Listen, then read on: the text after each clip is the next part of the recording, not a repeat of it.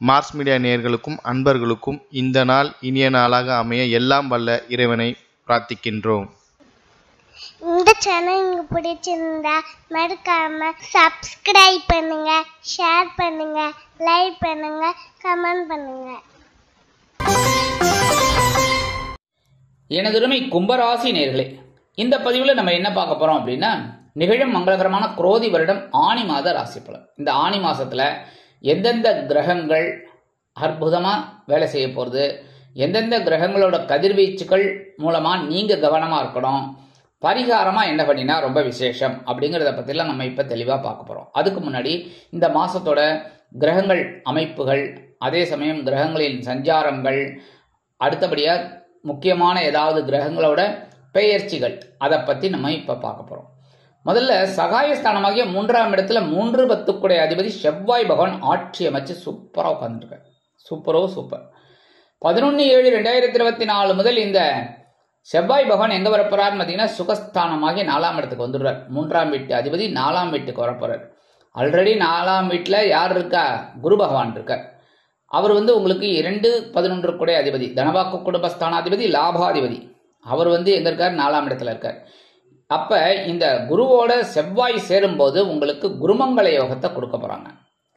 இந்த குரு உங்களோட ஆயுள் ஸ்தானம், ஜீவனஸ்தானம், விரயஸ்தானத்தை பார்க்கிறார். அடுத்தபடியா பஞ்சமஸ்தானத்துல 5/8 அதிபதி புதன், 4/9 அதிபதி சுக்கிரன், கலத்திராதிபதி சூரியன். இந்த 3 பேரும் ஒரே இடத்துல உட்கார்ந்துட்டு இருக்கார். இதுல புதனும் சூரியனும் சேர்றதுனால புதாதித்ய யோகம் உண்டாருது. 26/6/2024 முதல் புத பகவான் பகைர்வன ரோகஸ்தானமாகிய 6ஆம் இடத்துக்கு வந்துடுறார். 7/7/2024 இருந்து சுக்கிர பகவானும் பகைர்வன ரோகஸ்தானமாகிய 6ஆம் இடத்துக்கு வந்துடுறார். அஷ்டமஸ்தானத்துல கேது பகவான் குருவோட பார்வையை வாங்கிட்டு இருக்கார். தனவாக்கு குடும்பஸ்தானத்துல ராகு பகவான், ஜென்ம ராசியில சனீஸ்வர பகவான். இந்த சனீஸ்வர பகவான் உங்களுக்கு ராசிநாதன், விரையாதிபதி. அதே சமயம் இவர் 19/6/2024 முதல் வக்ரகதி அடைகிறார். இதுதான் இந்த மாசத்தோட கிரக நிலைகள், கிரக பெயர்ச்சிகள். ஆக இந்த மாதிரி இருக்கும்போது ஃபர்ஸ்ட் சகாயஸ்தானத்துல சகாயாதிபதியும் ஜீவனாதிபதியுமான செவ்வாய் பகவான். தைரியமா இருக்கீங்க, கரெக்டா? எடுத்தோம் கவிழ்த்தோம்ங்கிறதெல்லாம் கிடையாது. உங்களுக்கு அடித்தோம் அடித்தோம் அவ்வளவுதான். எடு பார்த்துக்கலாம் ஐயா அப்படிங்கிற ஒரு தைரியம், உத்வேகம், உற்சாகம், வீரியம் எல்லாமே இருக்கு. அதை விட முக்கியமா தன்னம்பிக்கை. அதாவது அதுதான் பெரிய விஷயம். அதாவது எந்த நம்பிக்கை இருந்தாலும் இல்லாட்டிலும் தன்னம்பிக்கையும் தும்பிக்கையும் நமக்கு கூட இருந்தாலே அத்தனை வேலைகளையும் நம்ம சூப்பரா செஞ்சிடலாம். அந்த வகையில் உங்களுக்கு தன்னம்பிக்கையோடு செயல்படக்கூடிய ஒரு வாய்ப்புகள் இந்த செவ்வாய் பகவானால கிடைக்கும். இளைய உடன் பிறப்புகள் ஆதரவாக இருப்பார்கள். தொழில் வியாபாரத்தில் பரபரப்பாக செயல்பட்டு வெற்றியினை ஈட்டுவீர்கள். உத்தியோகத்தில் முன்னேற்றம் அதிகரிக்கும். தைரியமாக செயல்படுவீர்கள். தன்னம்பிக்கையுடன் செயல்படுவதால் முன்னேற்றம் கண்டிப்பாக கிடைக்கும். சீருடை பணியாளர்களாகிய காவல், இராணுவம், தீயணைப்புத்துறை, மருத்துவத்துறையில் வேலை பார்க்கும் அன்பர்களுக்கு எதிர்பார்க்கும் இடமாற்றம், பதவி மாற்றம், பதவி உயர்வு, சம்பள உயர்வு மிக மிக மிக அருமையாக கண்டிப்பாக கிடைக்கும். இந்த செவ்வாய் பகவான் 11/7/2024 இருந்து சுகஸ்தானமாக 4ஆம் இடத்துக்கு வந்துடுறார். 4ஆம் இடத்துல தனவாக்கு குடும்பஸ்தான அதிபதியும் லாபாதிபதியுமான குரு பகவான் இருக்கார். ஆக குருமங்கள யோகம் உண்டாருது. அதனால சில பேருக்கு பார்த்தீங்கன்னா சொத்து சேர்க்கை உண்டாகும். பொன் பொருள், ஆடை, ஆபரணம் இதெல்லாம் கிடைக்கிறதுக்கு வாய்ப்புகள் இருக்கு. அதே மாதிரி சில பேருக்கு விலை உயர்ந்த பொருட்களை வாங்கி மகிழும் வாய்ப்புகள் உண்டு. அதாவது குடும்பத்துக்கு தேவையானது டிவி, ஃப்ரிட்ஜ், வாஷிங் மிஷின் ஏதாவது ஒன்று வாங்கணும் அப்படின்னா கண்டிப்பாக இந்த நேரம் உங்களுக்கு கை கொடுக்கும். அதேமாதிரி உற்றார் உறவினர்கள் ஆதரவாக இருப்பார்கள். வெளியூர் அல்லது வெளிநாட்டு பயணங்களின் மூலம் கண்டிப்பாக நன்மைகள் நடைபெறும். என்ன ஒன்னே ஒன்று, உடல் ஆரோக்கியத்தில் மட்டும் கொஞ்சம் கவனம் எடுத்துக்கோங்க, சரியா? தனவரவு தாராளமாக கிடைக்கும். ஏன்னா நீங்கள் உழைக்கக்கூடிய அம்சம். அதனால உழைப்பு என்னைக்குமே வீண் போகாது. வீண் உழைப்புங்கிறது ரொம்ப ரேர். அது ஜனனகால ஜாதகத்தை பார்க்கணும். அப்போதான் அவங்க கஷ்டப்பட்டு உழைச்சிக்கிட்டு இருப்பாங்க என்ன, ஆனால் அவங்களுக்கு உண்டான ஒரு ஊதியம் கிடைக்காது என்ன. அந்த மாதிரி சில பேருக்கு இருக்கும். அது ஜனனகால ஜாதகத்தை பார்த்தா தான் தெரியும். ஆனால் உங்களுக்கு தொழில் வியாபாரம் நல்லபடியாக நடக்கும். உத்தியோகத்திலே நீங்கள் பரபரப்பாக இருப்பீங்க, நல்லபடியாக இருக்கும். இந்த குரு பகவானோட பார்வைன்னு பார்த்தீங்கன்னா ஆயுள் ஸ்தானத்தை பார்க்கறதுனால உங்களுக்கு உடல் ஆரோக்கியம் சிறப்பாக இருக்கும். சில நேரங்களில் சில குழப்பங்கள் இருந்தாலும் பெரிய அளவில் பாதிப்புகள் இராது. அதேமாரி இந்த பம்பு வழக்குகள் இதெல்லாம் குறையும். அடுத்தபடியாக 7ஆம் பார்வையாக உங்கள் ஜீவனஸ்தானத்தை பார்க்கறதுனால ஜீவனம் குறைவே இல்லை. சூப்பராக நல்ல உணவு கிடைக்கும் வீட்டில். அதாவது தாயாரோ இல்லை மனைவியோ இல்லை மகளோ யாராக இருந்தாலும் சரி, ஏன் மருமகளாக இருந்தாலும் சரி, எல்லாம் அற்புதமாக உங்களுக்கு சமைச்சு போட்டுருப்பாங்க, நல்லா சாப்பிட்டுட்டு இருப்பீங்க. அதே சமயம் பார்த்தீங்கன்னா உங்களுக்கு இந்த விரயஸ்தானமாகிய 12ஆம் இடத்துல விழுறதுனால செலவுகள் கண்ணாபின்னான்னு வந்துட்டே தான் இருக்கும். ஏதாவது ஒன்று மாற்றி ஒன்று செலவு வந்துட்டு இருக்கும். கவலைப்படாமல் செலவு பண்ணுவீங்க, கவலையே பண்ண வேணாம். ஏன்னா சுகஸ்தானம் சுகமாக இருக்கணும், அவ்வளோதான். ஓகேயா? அடுத்தபடியாக பஞ்சமஸ்தானமாகிய 5ஆம் இடத்துல 5, 8 குடைய அதிபதி புதன், பஞ்சமாதிபதி பஞ்சமஸ்தானத்திலே இருக்கார். அடுத்தபடியாக 4, 9 குடைய அதிபதி சுக்கிரன், சுகாதிபதி பாக்கியாதிபதி, களத்திராதிபதி சூரியன். இவங்க 3 பேரும் சேர்ந்துட்டு அற்புதமாக 5ஆம் இடத்துல இருக்கிறதுனால குழந்தைகளின் மூலம் உங்களுக்கு சந்தோஷம் கிடைக்கும். குழந்தைகள் ஆதரவாக இருப்பார். உடல் ஆரோக்கியம் சிறப்பாக இருக்கும். தந்தையார் ஆதரவாக இருப்பார். சில பேருக்கு பார்த்தீங்கன்னா இந்த வீடு மனை இதெல்லாம் இஎம்ஐ கட்டணும் அப்படின்னா அதுக்கு உண்டான ஒரு வருமானம் உங்களுக்கு கண்டிப்பாக கிடைக்கும். ஈஸியாக கட்டிப்பிடுவீங்க. அதனாலே உங்களுக்கு பேங்க்லேருந்துலாம் ஒரு லெட்டரும் வராது. ஏன்னா அந்த டியூ டேட்டுக்கு முன்னாடியே கட்டிடுவீங்க. அப்புறம் எதுக்கு? ஸோ உங்களுக்கு இன்ட்ரெஸ்ட் கூட வராது. அடுத்தபடியாக இந்த புத பகவானும் சூரிய பகவானும் சேர்ந்து இருக்கிறதுனால புத ஆதித்ய யோகம் இருக்கு. அதனால இந்த கல்வி துறையில் இருக்கிறவாளுக்கெல்லாம் முன்னேற்றம் அதிகரிக்கும். கல்வி பயிலும் மாணவ மாணவிகளுக்கு கல்வியில் அற்புதமான ஒரு முன்னேற்றம் கண்டிப்பாக கிடைக்கும். 26/6/2024 இருந்து புத பகவான் பகைர்வன ரோகஸ்தானமாகி 6ஆம் இடத்துக்கு வந்துடுறார்.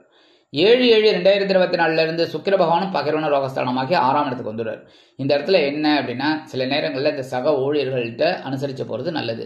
அதேமாரி அவங்களோட குடும்ப விஷயம் இல்லைன்னா அவங்கள பற்றி அவதூறு இதெல்லாம் பேசுகிறத தவிர்க்கணும். உடல் ஆரோக்கியத்தில் கொஞ்சம் கவனம் எடுத்துக்கோங்க. கொடுக்கல் வாங்கலில் இருக்கிறவெல்லாம் ரொம்ப கவனமாக இருக்கணும். சரியா? அஷ்டமஸ்தானத்தில் கேது பகவான் 8ஆம் இடத்துல. 8ஆம் இடத்துல இருந்தாலே வம்பு வழக்குகள் ஆட்டோமேட்டிக்காக வரும். ஏதாவது ஒன்று ஒரு ரூபத்தில் ஏதாவது நீங்கள் ஒன்று பேசுவீங்க, அது ஒரு வம்பில் போய் நிற்கும். அதே மாதிரி சில பேருக்கு பார்த்தீங்கன்னா இந்த பூர்வீக சொத்துக்களில் இருக்கிற வம்பு வழக்கெல்லாம் அப்படியே இழுத்துக்கிட்டே இருக்கும், வாய்தா வாய்தா வாய்தான்னு. ஆனால் இந்த கேது பகவானுக்கு குரு பகவானின் பார்வை இருக்கிறதுனால ஓரளவுக்கு சமாளிச்சுட்டு இருப்பீங்க. அதாவது இந்த அட்லீஸ்ட் வாய்தாவாவது கிடைக்கிறதே அந்த மாதிரிலாம் இருக்கும். உடல் ஆரோக்கியத்தில் கவனமாக இருக்கும். அடுத்தபடியே 2ஆம் இடமாக தனவாக்கு குடும்பஸ்தானத்தில் ராகு. இந்த இடத்துல 2ஆம் இடத்துல இருக்கிறதுனால உங்களுக்கு என்னென்ன பிரம்மாண்டத்தை எதிர்நோக்கி போயிட்டு இருப்பீங்க. அதாவது தனவரவு வரணும்னாலும் பெருசாக வரணும். அதாவது லாட்ரி அடித்தாலும் கோடிக்கணக்கில் விழணும் அப்படின்னு நினைக்கக்கூடிய ஒரு யோசனை உங்களுக்கு கிடைக்கும். அதேமாரி வாக்குறுதிகள் கொடுக்கும்போது ரொம்ப கேர்ஃபுல்லாக இருக்கிறது நல்லது. குடும்பஸ்தானத்தில் இருக்கிறதுனால குடும்பத்தில் அப்பப்போ பிரச்சனை வந்து போகும். ஏதாவது ஒரு ரூபத்தில் ஏதாவது அக்கம் பக்கத்தில் இருக்கிறவங்க கூட எதையாவது ஒன்று சொல்லுவாங்க, இல்லை மாடியில் இருக்கிறவங்க பக்கத்தில் இருக்கிறவங்க ஏதாவது ஒன்று, அது மூலமாகவே சில குழப்பங்கள் பிரச்சனைகள் வரலாம். அதனால் எல்லாத்தையும் அட்ஜஸ்ட் பண்ணிட்டு அனுசரித்து போகிறது நல்லது. அடுத்தபடியாக இந்த வெளியூர் அல்லது வெளிநாடு போய் படிக்கணும்னு நினைக்கிற குழந்தைகள் இல்லைன்னா உத்தியோகம் பார்க்கணும்னு நினைக்கிறவாள்லாம் கொஞ்சம் சின்ன சின்ன தடைகளை தான் பார்ப்பாங்களே தவிர இறுதியில் அவங்களுக்கு வெற்றி கண்டிப்பாக கிடைக்கும். அடுத்தபடியாக ஜென்ம ராசியில் சனீஸ்வர பகவான் குழப்பத்தை கொடுத்துட்டு இருக்க. எவ்வளவு பிரச்சனைகளை சமாளிக்கிறீங்க தெரியுமா? அதுவும் இந்த கும்பராசிக்காரர்கள் சூப்பர். எல்லா பிரச்சனைகளையும் அற்புதமாக சமாளிக்கிறீங்க. அதனாலே உங்களுக்கு குடும்பத்திலையும் ஒரு நல்ல பேர், உத்தியோகத்திலையும் நல்ல பேர், தொழில் வியாபாரத்திலையும் நல்ல பேர், அந்த மாதிரியே பண்ணிட்டு இருக்கீங்க. ஆனால் உடல் ஆரோக்கியத்தில் கவனமாக இருக்க மாட்டேங்கிறீங்க. உடல் ஆரோக்கியத்தில் கொஞ்சம் கவனமாக இருக்கிறது நல்லது. அதே சமயம் செலவுகள் கண்ணாபின்னான்னு வந்துட்டு இருக்கு. 19/6/2024 முதல் இந்த சனீஸ்வர பகவான் வக்ரகதி அடைகிறது ஓரளவுக்கு உங்களுக்கு அற்புதமான பலன்களை கொடுக்கும். உடல் ஆரோக்கியம் சிறப்பாக அமையும். மனதில் இருந்து வந்த குழப்பங்கள் குறையும், சங்கடங்கள் குறையும். அதேமாரி பேசுகிற வார்த்தை பார்த்தீங்கன்னா இப்போ ரொம்ப கனிவாக இருக்கும். ரொம்ப அற்புதமாக பேசுவீங்க. யாரை பற்றி பேசினாலும் அற்புதமாக பேசுவீங்க. அதனாலே உங்களுக்கு ஒரு மதிப்பு மரியாதை கண்டிப்பாக கிடைக்கும். இந்த நேரத்தில் செலவுகள் அப்படின்னு பார்த்தீங்கன்னா கண்டிப்பாக ஒரு கட்டுப்பாட்டுக்குள்ளே வரும். பெரிய அளவில் செலவுகள் இருக்காது. ஏதோ கொஞ்சம் கொஞ்சம் செலவு, அது எல்லாருக்கும் உண்டு. செலவு பண்ணாமல் இருந்தால் அப்புறம் என்ன வரவுக்கு மரியாதை? கரெக்டாக? ஆக நம்ம செலவுக்கு மரியாதைன்னு எடுத்துடலாம் படம் என்ன. அந்த மாதிரி செலவு இருந்தால் தான் அந்த வரவுக்கே மரியாதை, மகாலட்சுமிக்கே மரியாதை. ஏன்னா இப்போ பணமாக நீங்கள் ஒரு பெட்டியில் வச்சுன்றதை விட கொஞ்சம் பணத்தை அப்படியே செலவு பண்ணி ஒரு பெரிய டிவி வாங்கி வைக்கிறீங்கன்னா பொழுதுபோக்கு, மனசுக்கு ஒரு சந்தோஷம். அதேமாதிரி இந்த பணத்தை வச்சுட்டு ஏதாவது ஒரு ஹோட்டலுக்கோ இதுக்கோ போயிட்டு வரையினா மனசில் ஒரு சந்தோஷம். இந்த மாதிரி சந்தோஷமான செலவுகளாக உங்களுக்கு அமையும். அதே சமயம் பரிகாரமாக என்ன பண்ணினா ரொம்ப விசேஷம் அப்படின்னா கண்டிப்பாக புற்றுக்கோயில் போயிட்டு வரணும். நான் அதில் எந்த மாற்று கருத்தும் கிடையாது. புற்றுக்கோயில் கண்டிப்பாக போயிட்டு வரணும். புற்றுக்கோயிலுக்கு போயிட்டு அம்பாள் வழிபாடு பண்ணுறது ரொம்ப விசேஷமான பலன்கள் உங்களுக்கு கொடுக்கும். அதே சமயம் செவ்வாய்க்கிழமை, வெள்ளிக்கிழமை, ஞாயிற்றுக்கிழமை 3 நாள் முடியாதவோ 1 நாள் கண்டிப்பாக போங்க. வெள்ளிக்கிழமையோ இல்லை ஞாயிற்றுக்கிழமையோ செவ்வாய்க்கிழமை கண்டிப்பாக 1 நாள் போங்க. போயிட்டு அம்பாள் வழிபாடு பண்ணிட்டு வாங்க. தரிசனம் ரொம்ப நல்லது. அது உங்களுக்கு மனசில் இருக்கிற கவலைகளை கொஞ்சம் குறைக்கும், டென்ஷனை குறைக்கும். பெரிய விஷயம் டென்ஷன் தான் பாஸ். முதல்ல அந்த டென்ஷன் குறையணும். அந்த டென்ஷன் குறையணும்னா புற்றுக்கோயில் தான். அடுத்தபடியாக நவ கிரகங்களில் உள்ள குரு பகவானிற்கு வியாழக்கிழமைகளில் நெய் தீபம் ஏற்றி வழிபாடு பண்ணுறது ரொம்ப விசேஷம். ஏன்னா குருவோட அனுகிரகம் கிடைக்கும். சுகஸ்தானத்தில் இருக்கிற அந்த தனவாக்கு குடும்பஸ்தானாதிபதி, லாபாதிபதி உங்களுக்கு ஒரு உயர்வை கொடுப்பார்.